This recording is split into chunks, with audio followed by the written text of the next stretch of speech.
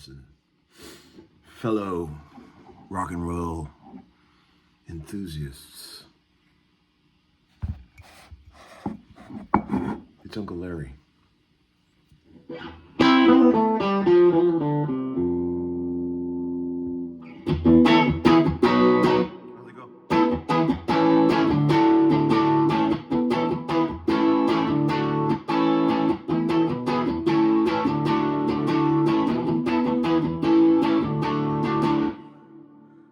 Okay, Rickenbacker Wednesday.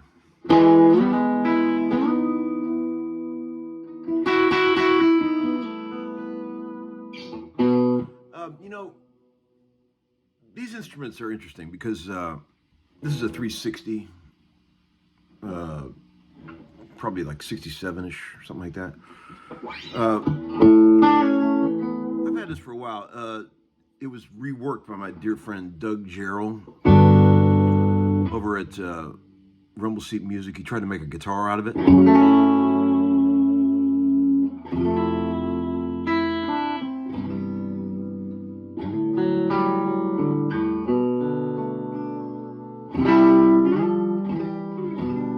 When you buy an old Rickenbacker, you're basically buying the blueprints of a guitar. And then you have to take it from that point and make a guitar out of it. But that's just what that's what you got to expect with these things. They're, I've probably owned maybe 20, 25 different old Ricks in my life. My favorites are the 50s Capri models. I've had a bunch of those. But those are great. But Rickenbacker's always a trade-off. It's like they're better than Mosrites, but that's about it. They're tricky to play. Although if you refret them and really do the thing like this one's been done, it plays pretty good. But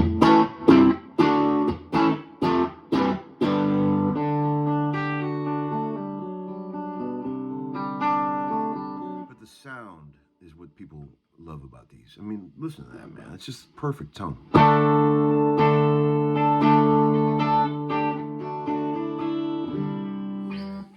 They call these legendary pickups toaster tops. And why wouldn't you? Look at them. You could stick your bread right in there.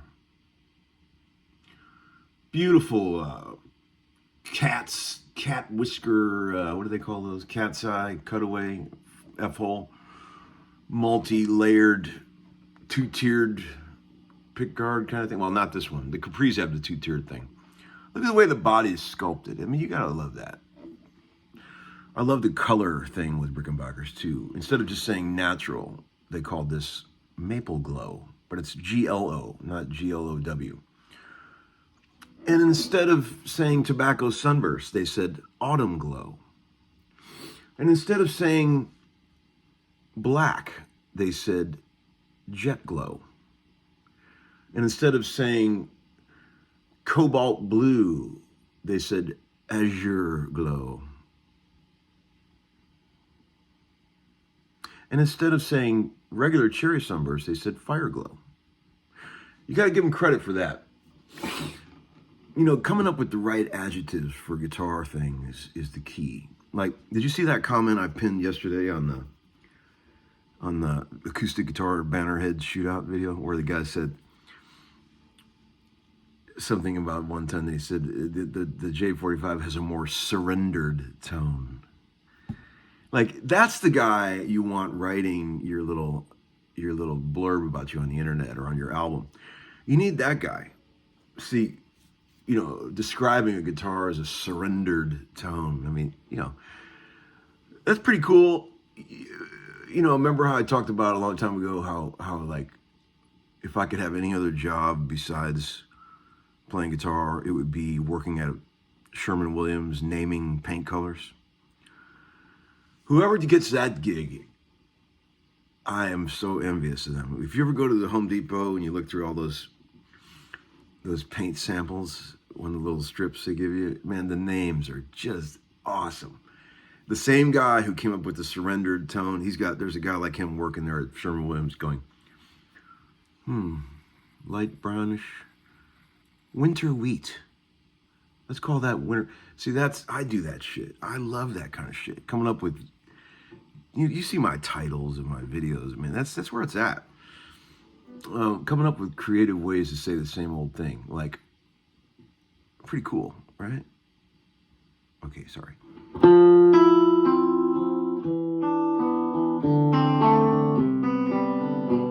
But here's the thing about guitars, friends. You know, the amateur guitar player, the guy who doesn't get it, will pick up every guitar, whatever, no matter what it is. It could be a Tele, Gibson, Rickenbacker, and they play the exact same shit on every guitar because it's all they know. Like I was watching a video of a guy yesterday, average guitar player, and he's playing a Rickenbacker, but he's trying to it's like super high gain. He's trying to play like lead shit on it. I'm just like, dude, you're missing the entire point. You don't play a Rickenbacker like that. You play the kind of shit I was just playing on a Rickenbacker. That's what they do. I mean, when you pick up a guitar, you got to let the thing play you. I mean, open yourself up. See, what does this thing want to do? You've noticed it. Every time you pick up a Tele, you play a little different. Every time you pick up a Les Paul, you play a little different. I go there to the extreme. I want the guitar to tell me exactly what to do. And trying to find the sweet spots, trying to find the good notes. It's like an instinctive thing. I think we've talked about this. Jed Hughes and I always talk about that. And like, Jed, you can hand him any guitar, and in about 30 seconds, he's all over the sweet notes, the best part of the guitar, instantly. It's like you have to know how to find that shit on instruments. And they all, all guitars have good parts, good things that they do well, So unless they're just shit guitars, which there are plenty of those out there. But in general, that's the key. I remember the first guy I ever saw do that blew my mind was when I was a kid. I saw a 1993 Paul McCartney concert, and he had a killer band, and Robbie McIntosh was playing guitar, who's one of my all-time favorites, as you guys know. And Robbie was just killing it on this gig. McCartney still had some of that fire, I love Paul McCartney, but I'm just saying, getting pretty old these days, just like I am. But man, back in 93, he was kicking pretty good.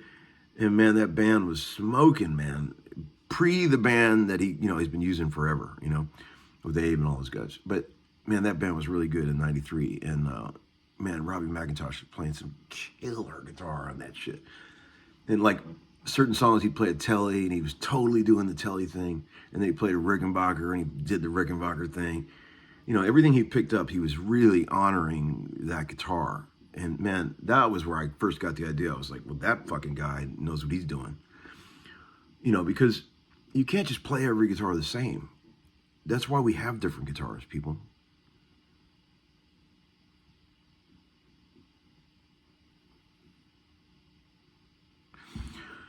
So that opening thing that I was playing there on this video, it looks very simple, right? Try playing it. It's fucking murderous. It's murderous.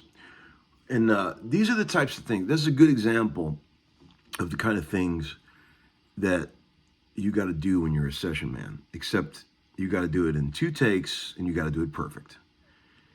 As easy as this sounds, try to play it.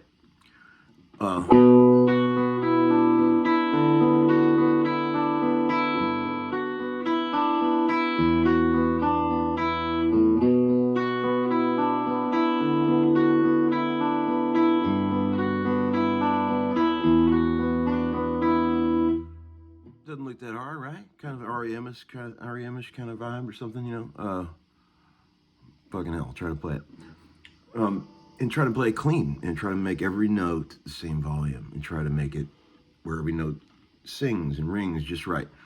Because if you don't, they will find someone that can. And that's the thing. When you listen back to these old records that we grew up on, I think about this all the time. Yes, these records weren't perfect like the records of today. there was definitely more tuning issues, time issues, but all the parts that mattered on those old records, they found someone who could play it right. Whether it was the band guy or maybe someone else, there was no way to fix that shit back in those days. They didn't have Pro Tools. So when you hear a part on a record that's cool, it's well executed, I always think, man, I wonder who really played that. Because back in those days, the band guy couldn't do it a lot of times, and because it was very detailed. That's when they call in guys like me, like the ninja guys that specialize in difficult parts, right? I'm not the only guy. I'm not blowing my own horn here. I'm just saying there's a lot of guys that can do that. All the parts that the band guy can't play right, they'll bring in a guy to do it. I mean, I do that all the time for people. And I see why the band guys can't play it, because it's not the kind of shit that you would ever sit around and practice. But it's got to be right on the record. And if it ain't right, everybody knows it. Those are the parts that are really hard, man. And I find myself, like, on live gigs and in the studio, I always play the parts that no one else wants to play because they're hard to learn or hard to play or whatever. I don't mind doing it, you know, but it's just part of being a session man, right? But it's all in that stuff. Like that, a lot of this stuff is like a sleight of hand. It's an illusion. Like a lot of times, you guys will see me do something and it looks absolutely effortless. Like, or not just me, anybody that knows how to do this, right? And then you go try to do it, and you're like, fucking hell, man, that's really hard. You got to make it look effortless. You got to make it look effortless. You got to make it look like you're not even sweating. Like, it took me several takes to get that intro piece. I couldn't just play that the first time, but especially on a Rickenbacker. But man, that kind of shit matters when you're, and again, none of this shit matters if you're just a fucking hobbyist. There's nothing wrong with being a hobbyist. If you sit around and play guitar for fun and enjoyment after work, that's great. That's, as long as you're getting some joy out of the instrument, you're winning. But if I'm talking to the people out there that want to do this professionally, that want to do it for real, you got to get this shit. You got to be able to play stuff like that. You know, I mean, in its own way, that silly lick I was playing is harder than an Yngwie solo because it requires a different skill set, right, to do it right. Not to mention the fact that you have to know how to dial up that sound. You have to know how to dial up that emotion. Like, if somebody wanted that part on a record, you know, like, well, a lot of times I'll come in the studio and there'll be like a work tape of a songwriter who's not really a guitar player, and they'll hint at that part. That's what they want it to be, but they can't really play it. They might try it and only play it right one time on the whole work tape. But you know what they're going for. But you have to go out there and flesh it out. And they come up with a part like that, but they can't really play it, you know? So that's, most of my career has been that, like learning stuff off people's work tapes that they can't quite execute, but they know it's a cool part. I do a lot of that. That's what I've always done. And so does, you know, all the other guys. Brian Sutton, you know, we have to, on those Morgan Wallen sessions, we have to like go into these songwriter demos, and sometimes the guitar parts are played by keyboards, and we have to like go in and like interpret this as a live musician playing a guitar part. And sometimes it's done by a synthesizer, but you got to turn it into human, because, you know, that's just the whole thing. And man, sometimes it's very challenging, man. Some of these really simple parts that look so easy are fucking hard as hell. I mean, for anyone, nobody could just play it on the first take. Nobody. And you got to get it eventually. They don't make you get it on the first take, but you better get it in the first 3 or 4 takes, or they're going to start going, man, what's up with dude? Boy, I've been there. I've seen it happen to other people. It's called getting in the barrel. When you're trying to play a part and for some reason particularly struggling with it, the rest of the band will get their take, and you're like, man, I need it one more time. And they're like, okay. And then you start going in your own head, man. Then you start thinking, and then when you start thinking, it's over. Oh, man. You know, Rickenbackers always make me think of Dave Stewart. my dear old friend from Eurythmics. You know, he's a sweet, sweet guy. I love him to pieces. But he always used to say Rickenbacker. You know, he called them capos instead of capos. Very English. And he would say, Tom, you've got your Rickenbacker. And I'd be like, yes, sir. And, you know, we made a lot of records together. Dave came to Nashville in the early 2000s. Didn't know a soul here. He had already done all the shit that he had done. Those huge records, Eurythmics. And he came to Nashville and he goes, where's the best studio in Nashville? And someone pointed him to Blackbird. And he went, who owns Blackbird? They introduced him to Johnny McBride. He went to Johnny McBride and said, I'm going to do a record and I want you to put a band together for me. So John just thought for a minute, who the guys that I would call? He said, Chad Cromwell, Michael Rhodes, Danny Dugmore, Mike Rojas, Tom Bukovac. So that's how it all happened, man. We would just go in and just record this flying by the seat of our pants shit that was just like so raw. And like first takes and like Dave likes to work really fast. He's super creative, but he doesn't like to get bogged down. There's a lot of people like that. That's kind of how Auerbach is too. They're really creative, but they do not want to labor over one thing over and over. They get bored so fast. So Dave is all about the first take, maybe the second take. And I'm telling you, man, as fun as that is when you're just flying that fast, there is so much pressure. I mean, you've got to have your shit down in one or two takes. And it's got to be good because it ain't cool to go in and start fixing on it. Everyone's like, what are you doing, man? Why are you fixing that? It's a sign of weakness if you want to go back in and fix shit on those kind of sessions. You got to be an Iron Man and you got to have your shit ready. Your guitar's got to be in tune and you got to be the right sound and your right part, and with no rehearsal and no time. It's not easy. It's very scary at times, but that's why we love this job, right?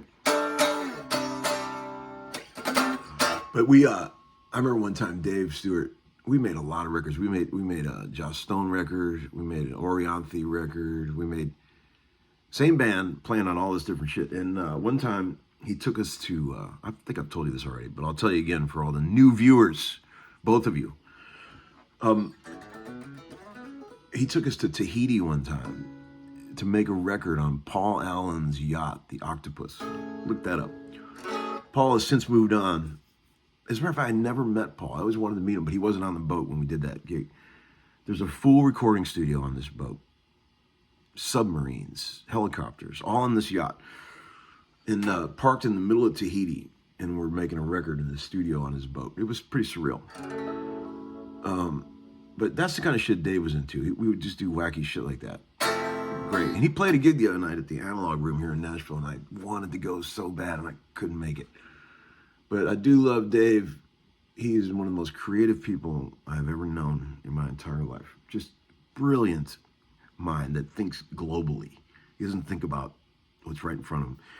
He looks at the same thing everyone else looks at, but he looks at it on a global level, which is very cool. Okay, guys, what else can I show you? Let's see.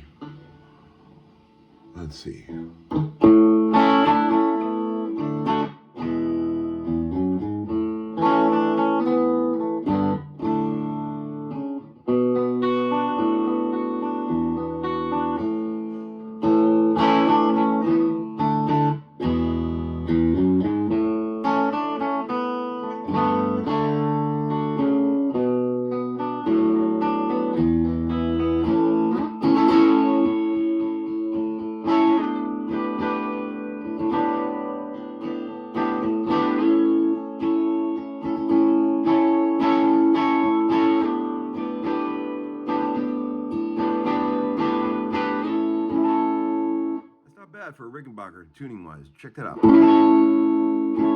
It's not perfect, but it ain't bad. It's all you could ever expect out of one of these things. That's as good as it ever gets. If you don't mind that, then you're cool. All